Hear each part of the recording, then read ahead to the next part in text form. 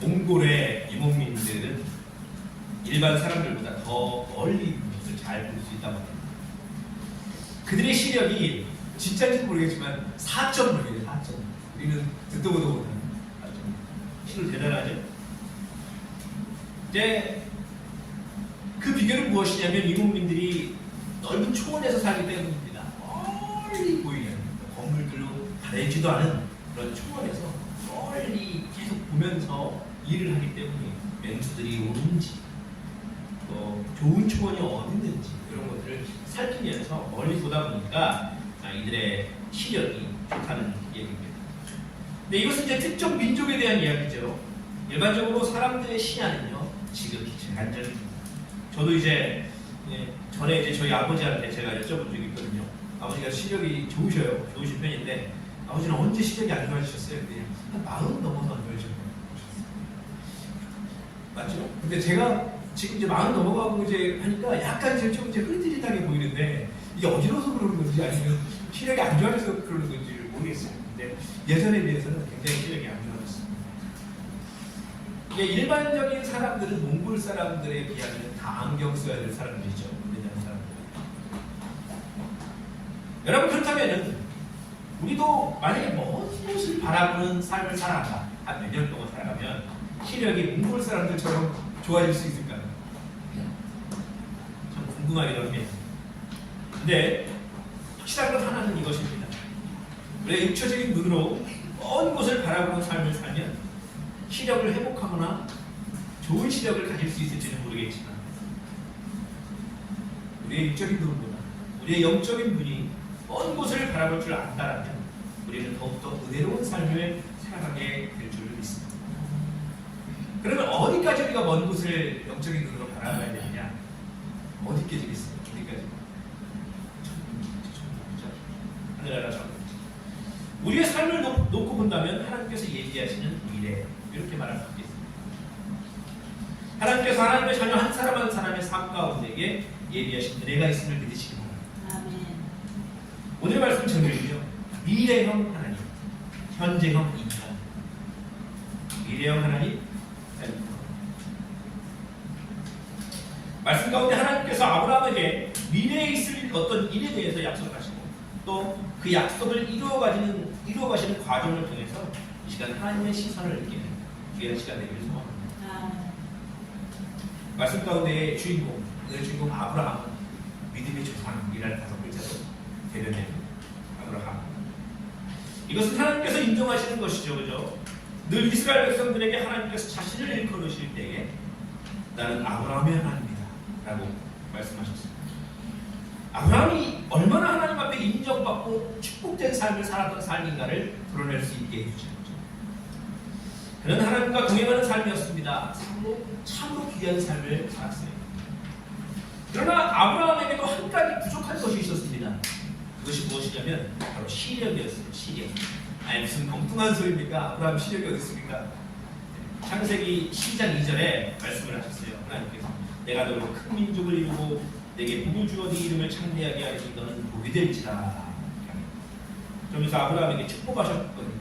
그러면 어떤 시력이 안 좋았느냐? 어떤 시력이겠어요? 영적인 시력이 좋지 않았다라는 것입니다. 아니 믿음의 조상인데 어떻게 영적인 시력이 안 좋다고 말할 수 있습니까? 오늘 말씀을 보면 알 수 있습니다.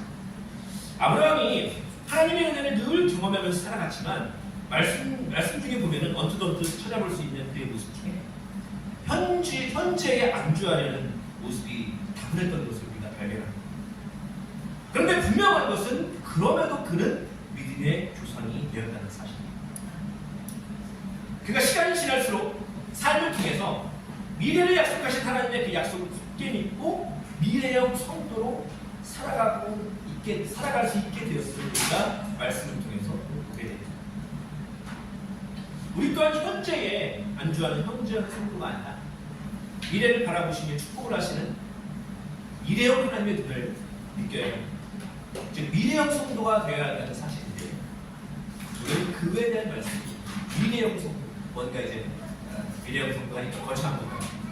그렇다면 우리가 어떻게 미래형 성도가 될 수 있을까? 오늘 두 가지만 함께 나누겠습니다. 첫 번째, 우리가 미래형 성도가 되려면 첫 번째는 무엇이 하나님께서 은혜냐 그것을 분별하면서 인내해야 됩니다. 어떤 것이 내 삶에 하나님 주시는 은혜인가 그것을 분별하고 인내해야 됩니다. 창세기 15장 전반, 이제 오늘 본문 17장이지만 2장 전에 15장 전반에 보면 하나님의 말씀이 아브라함에게 임합니다. 그러면서 이렇게 말씀하셔요. 나는 내 방패, 너의 지극히 큰 상급이다. 그 2절 말씀과 같이 말씀하십니다. 아브라함이 이르되, 2절 말씀과 같이 아브라함이 대답해요. 거기에 아브라함이 이르되 주 여호와니 무엇을 내게 주시려 하나이까? 나는 자식이 없사오니 나의 상속자는 이 다메섹 사람 엘리에셀입니다. 아브라함이 또 이르되 주께서 내게 씨를 주지 아니하셨으니 내 집에서 길린 자가 내 상속자가 될 것이니이다. 아들 이삭이 있기 전에 아브라함의 곁에는 누가 있었냐? 그의 종 엘리에셀이 있었습니다. 그는 아브라함이 말씀과 같이 양자처럼 여겼던 사람이다라는 거예요.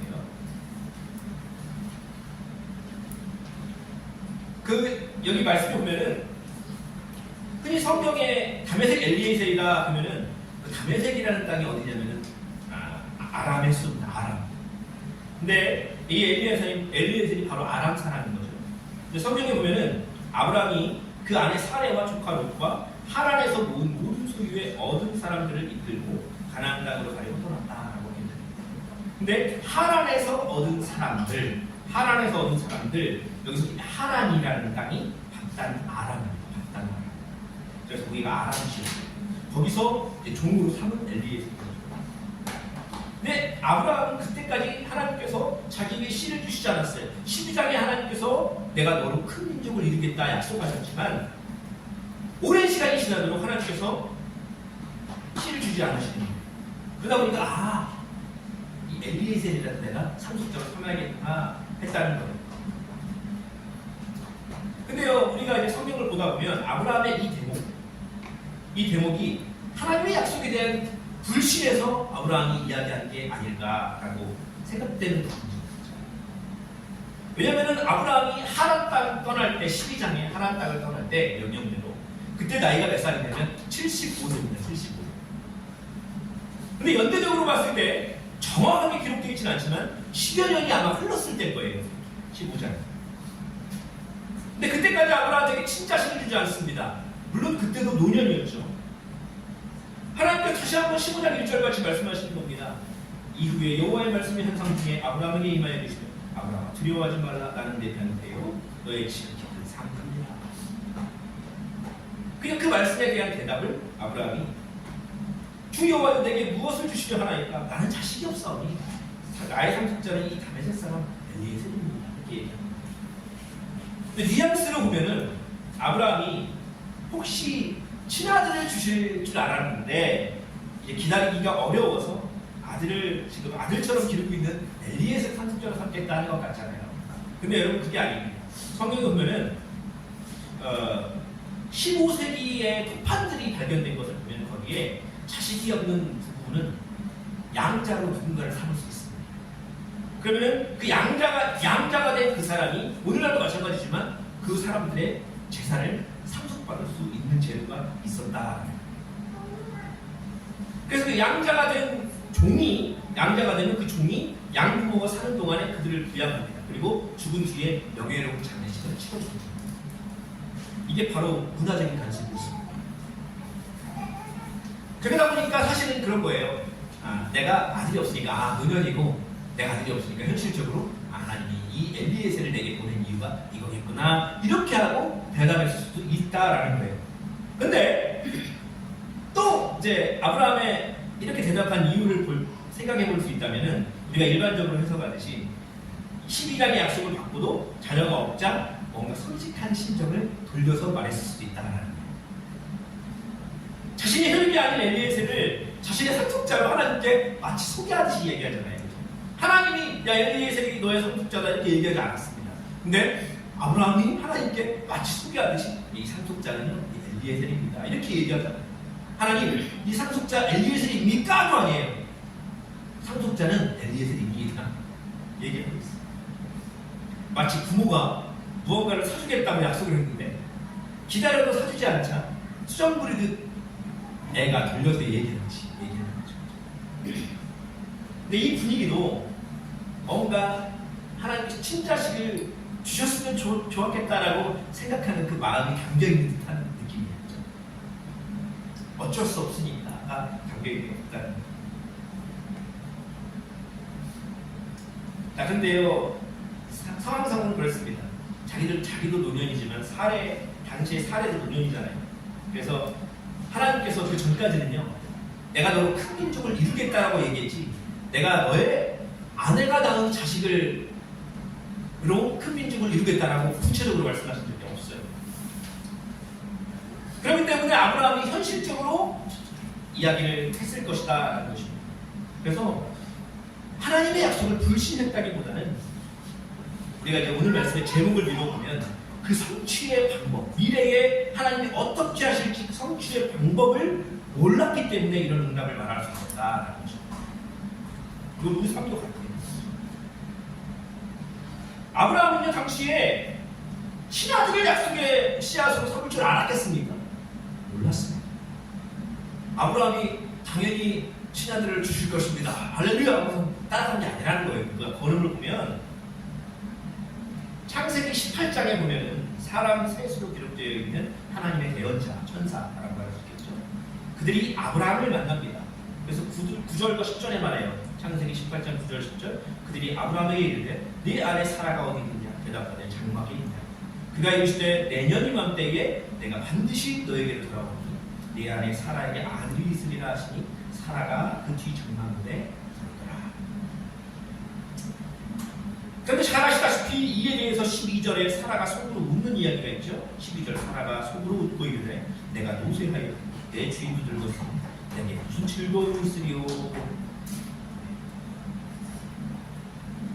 그런데 분명히 12장 2절에 내가 너를 큰 민족을 이루고 내게 복을 주어 네 이름을 창대하게 하리니 너는 복이 될지라 했습니다.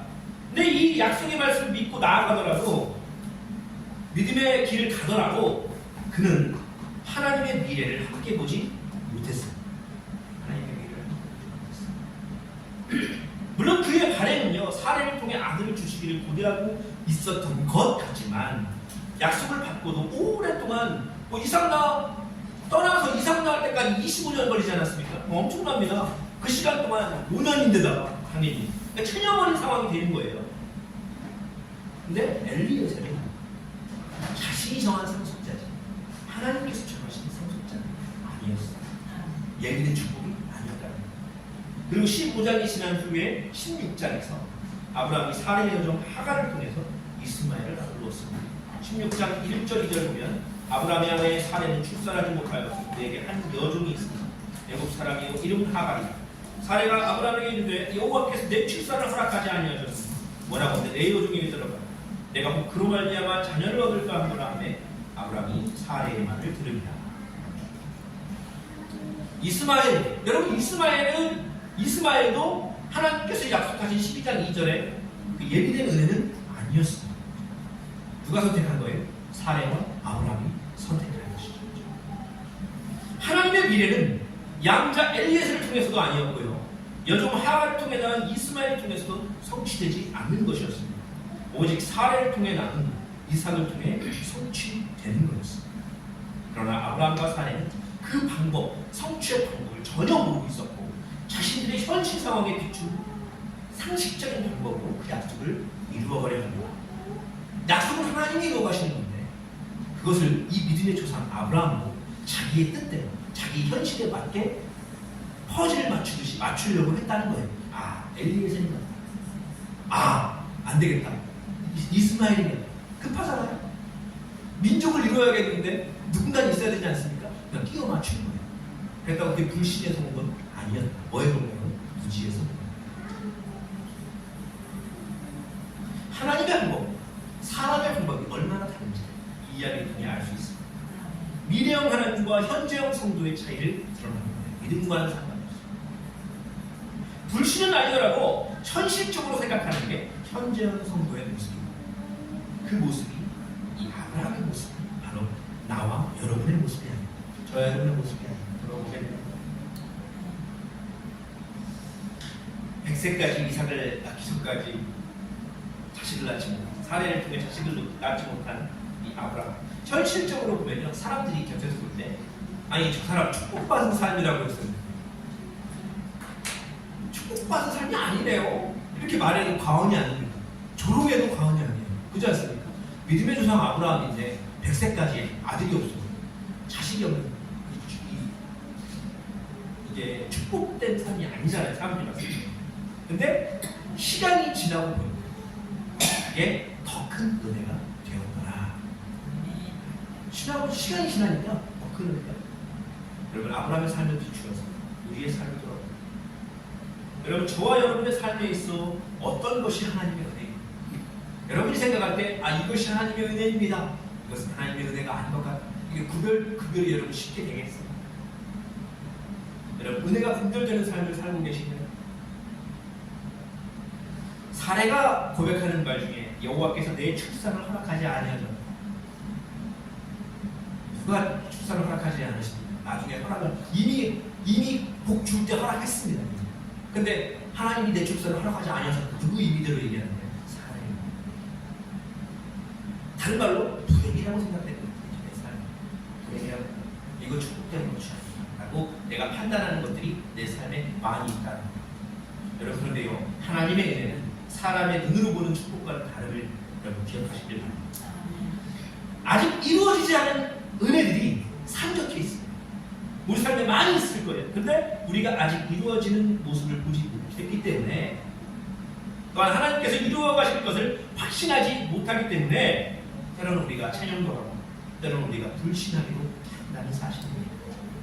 그러나 우리 눈앞에 아직 보이지 않는 일들, 하나님께서 지금도 이루어가고 계신 일들이 많음을 꼭 기억하시길 소망합니다. 하나님은 이미 선포하셨습니다. 그러나 우리가 보지 못하기 때문에, 알지 못하기 때문에 그것은 고백하지 못합니다.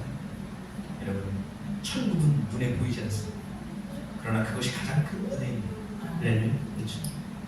현실에만 안주하지 않고 앞으로 이루실 하나님의 시선을 닮아가는 미래형 성도로 살아가는 저 여러분 되시길 소망합니다. 아멘. 미래형 성도. 그렇다면 우리가 미래형 성도, 어떻게 하면 미래형 성도가 될 수 있을까? 첫 번째는 무엇이 하나님께서 주시는 은혜인가 분별하며 인내해야 된다라고 했습니다. 두 번째는요, 하나님의 약속을 믿고 나아가야 한다라는 것입니다. 하나님의 약속을 믿고 나아가야 한다. 하나님께서 17장 5절 말씀에 아브라함에게 새 이름을 주셨습니다. 또한 17장 15절에 사례에게도 새 이름을 주셨습니다. 어떤 이름입니까? 처음에 아브라함은 높임을 받는 아버지라는 뜻입니다. 아브라함은 무슨 뜻입니까? 또 확장돼요. 열국의 아비입니다. 사라도 마찬가지입니다. 열국의 어미 이런 뜻입니다. 하나님은 아브라함에게 아들을 주시겠다 약속하셨지만 그 약속을 듣고도 아브라함은 엎드려 웃었습니다. 사례도 웃었지만 아브라함은. 오늘 본문 창세기 17장 17절 18절인데요. 함께 다시 한번 읽어볼까요? 17절 18절 시작. 아브라함이 엎드려 웃으며 마음속으로 이르되 백세된 사람이 어찌 자식을 낳을까? 사람 90세니 어찌 출산하리요 하고 아브라함이 이에 하나님께 아뢰되 이스마엘이나 하나님 앞에 살기를 원하나이다. 아멘. 아브라함의 이 믿음의 삶을 걸어가는 신앙의 여정, 이게 분명 맞습니다. 아브라함이 이런 행동을 했다고 해서, 현재에 안주했다고 해서 그의 믿음이 없네 이렇게 하지 않습니다. 그죠? 아브라함은 여전히 믿음의 삶을 걸어가고 있었습니다. 그러나 그는 여전히 현실에 매여있는 모습을 보여줍니다. 그러나 하나님께서 그 계획을 더 확실하고 구체적으로 알려주신 19절 말씀과 함께 읽겠습니다. 시작. 하나님이 이르시되 아들아 네 아내 사라가 내게 아들을 낳으니 너는 그 이름을 이삭이라 하라. 내가 그와 내 언약을 세우리니 그의 후손에게 영원한 언약이 되리라. 아멘. 하나님의 더욱 분명한, 시기전보다 더욱 분명한 약속을 받았음에도 아브라함은 하나님의 약속을 온전히 믿고 나아가지 못했습니다. 아브라함에게 하나님께서 그의 후손을 주시겠고 이삭이라는 아들을 사라를 통해서 주겠다라고 약속했는데 그는 믿지 못했다는 거예요. 그 사실을 이렇게 확실히 믿고 나아가지 못했다는 거예요. 근데 여러분 보십시오. 아브라함과 사라에게 사라에서 나온 아들을 주시겠다. 그를 통하여 민족을 이루게 하시겠다. 큰 민족을 이루게 하시겠다라고 했다는 것은 즉 아브라함과 사라의 육적인 부모까지도 보장해 주시는 약속입니다. 근데 아브라함 창세기 20장에 보면 그랄 왕 아비멜렉을 만났을 때에 그 아리따운 아내 사라를 그가 뺏을까봐 아비멜렉에게 뭐라고 소개하죠? 사라를 자기의 누이라고 소개합니다. 그리고 약간 추잡스럽게 핑계도 댑니다. 뭐라고요? 또 그는 정말로 나의 이복 누이로서 내 아내가 되었습니다. 이렇게 굉장히 추잡스럽죠. 근데 여러분 하나님의 약속을 온전히 의지하지 못하니까 현실에서 자기의 머리를 굴려서 이야기합니다. 근데 이때가 언제라고요? 12장 2절의 약속을 받은 날 그때가 아니라 이미 오늘 본문이 지난 때. 오늘 본문 뭐라고 했어요? 사라를 통해 아들을 낳은 이삭이라까지 구체적으로 다 알려줬는데 자기의 몸이 상할까봐 해안받을까봐 이렇게 핑계대면서까지 자기 머리를 굴려서 방법을 해냈다. 여러분 저와 여러분의 모습도 이와 같은 때가 있지 않습니까? 저는 엄청 많습니다. 제 머리 굴려서 살아갈 때 엄청 지금도 머리 굴려서 살아갑니다. 믿음의 조상이고 약속의 말씀을 듣고 신앙의 여정을 가는 아브라함이면 현실적으로 자기 생각에 의존해서 상황에 대처하는 삶을 살아간다는 것을 우리가 알 수 있습니다. 근데 물론 제가 아브라함 계속 추상하다 뭐가 현실이 안 주는데 이런 얘기만 하지만 여러분 우리가 본받아야 할 아브라함은 따로 있죠. 어디 있습니까? 그 후에 변화된 아브라함의 모습에서 볼 수 있습니다. 100세 때 진짜 하나님 약속대로 이삭을 낳은 후에 창세기 22장에서 그 귀하게 얻은 아들 이삭을 바치라는 명령을 듣습니다. 노년의 사라를 통해서 아들을 주시겠다는 말씀을 대했던 아브라함을 생각하면 현실 안주했던 아브라함을 생각하면 독자 이삭을 바치는 명령에 말이 됩니다. 이렇게 해야 맞습니다. 그러나 그의 모습은 흐트러짐이 없습니다. 바로 짐 싸서 장작 가져가서 이삭만 데리고 가서 바치려고 합니다. 하나님의 명령이 현실적이거나 상식적이지 않았습니다. 더 상식적이지 않아요. 주시는 것보다 가져가는 게 더 쉬운 거잖아요. 그러나 그런 명령에 순종하는 아브라함이 우리가 보게 되잖아요. 이 아브라함은 그럼 어떻게 이런 순종을 할 수 있겠습니까? 그의 앞길을 인도해 주시리라는 확고한 믿음이 있었기 때문에 가능한 거예요. 이삭을 데려가신 하나님 분명히 다른 방법으로 택하시겠지. 그 믿음이 아니면 여러분 할 수 없습니다. 항상 저희 다임 목사님도 말씀하시고 저도 말하지만 하나님 저 죽습니다. 저 죽여요. 진짜예요. 저 5cm, 4cm 이게 아니라는 거예요. 하나님 그만하라 이거 하겠지 하면서 연기하는 게 아니었다는 거예요. 하나님 이삭 데려가시고 하나님 방법대로 제 민족을 청대하게 하시려는 100세 얻었는데 120세는 못 얻겠습니까? 근데 그 믿음을 이제 가진 거예요. 여러분 하나님의 약속을 믿고 걸어가면 하나님께서 그분의 방법으로 우리를 보호하시고 인도해 주시는 믿으시기 바랍니다. 내가 바라는 상황 전개가 아니더라도 하나님은 내가 생각하지 못하는 방법인 기적을 통해서라도 저와 여러분의 삶을 이끌어가는 분이신 분이십니다. 말씀을 정리하겠습니다. 벌써 올해의 신앙의 여정이 끝나가는 때를 지나고 있습니다. 기도하는 것들에 대해서 분명히 응답을 얻었다 생각했지만 이루어지지 않는 것 같은 삶의 상황 가운데 있다면 그것이 현실에 비춘 나의 생각만이 아닌지 돌아보는 시간이 갖기원합니다. 하나님의 방법대로 이루어질 것을 확실히 믿고 나아가는 신앙의 여정이 되기를 원합니다. 그리고 하나님의 시선, 내 시선이 되기를 원합니다. 믿음으로 인도하여 나아가는 저 여러분의 신앙의 여정이 될 수 있기를 간절히 소망합니다. 기도하겠습니다.